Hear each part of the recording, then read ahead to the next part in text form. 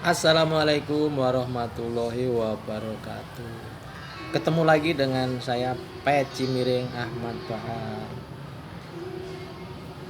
Hari-hari ini ada berita yang lagi rame di masyarakat soal Anies Baswedan dan Harian Kompas. Saya jadi ingat tahun-tahun 90-an ketika aktif di kampus biru Universitas Gadjah Mada terkait dengan soal Kompas ini. Jadi ada pemberitaan soal Ketua MUI dan salah satu intelektual dari ITB yang memang dikenal saat itu cukup keras. Jadi dalam berita itu dua tokoh ini seolah-olah diadu, di framing, sehingga mereka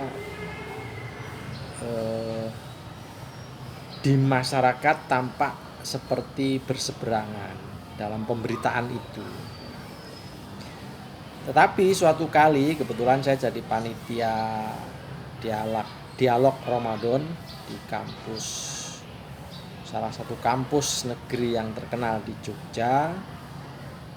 Ketika kita mempertemukan mereka dalam sebuah dialog itu, tentu sebelumnya sempat ngobrol. Nah, ternyata mereka itu tidak ada apa-apa, saling berangkulan dan saling memberitakan hal-hal yang memang sebenarnya tidak terjadi pertentangan di antara mereka. Tapi oleh media yang bernama Kompas ini, saya sangat ingat dulu itu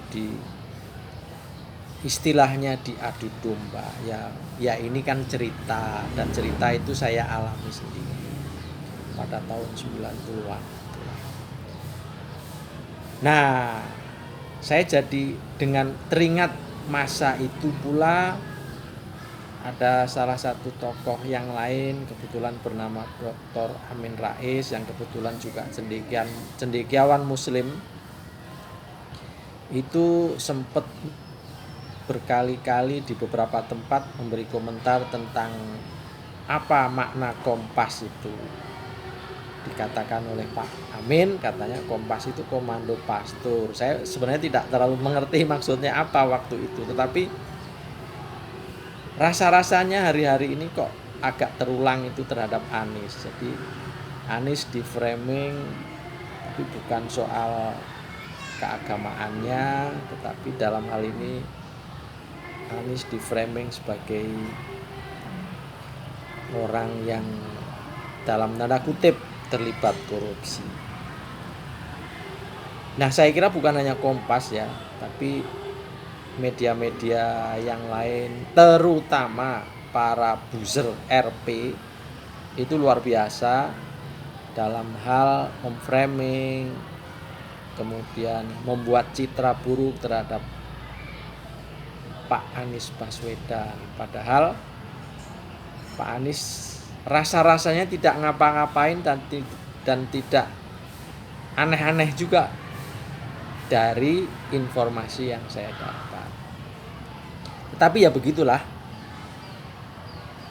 Kalau kita cerdas, barangkali ini adalah tanda-tanda zaman bahwa orang yang dizalimi, orang yang dicaci maki dan seterusnya itu justru akan makin moncer, akan makin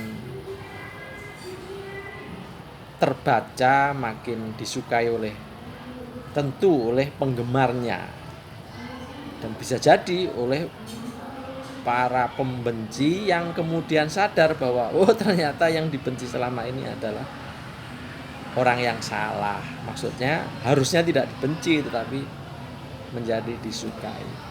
Ya itulah kira-kira Anies Baswedan hari ini. Dan saya sih sebenarnya bukan penggemar Anies, bukan penggemar Puan, bukan penggemar Pak Ganjar Pranowo, atau bukan penggemar Bapak Prabowo, bukan. Tetapi saya hanya seorang peci miring yang mencoba menyampaikan unek-unek aja. Wah, ini ada begini toh. Oh, ada Pak Anies, oh ada harian Kompas yang memframing Pak Anies rada-rada kurang seimbang begitu, dan akhirnya banyak diprotes oleh warganet tentu saja. Jadi begitu saudaraku. Ini kebetulan saya lagi berada di kota Tebing Tinggi. Ya, dalam rangka jelajah kopi Nusantara, jalan-jalan mana tahu bisa menemukan cerita-cerita soal calon-calon pemimpin di masa depan. Begitu. Peci miring masih akan jalan-jalan terus menemui masyarakat dan akan mungkin mewawancarai mereka, mana tahu ada hal-hal yang bisa bermanfaat bagi para subscribernya dari Peci Miring. Kurang lebih mohon maaf. Assalamualaikum warahmatullahi wabarakatuh.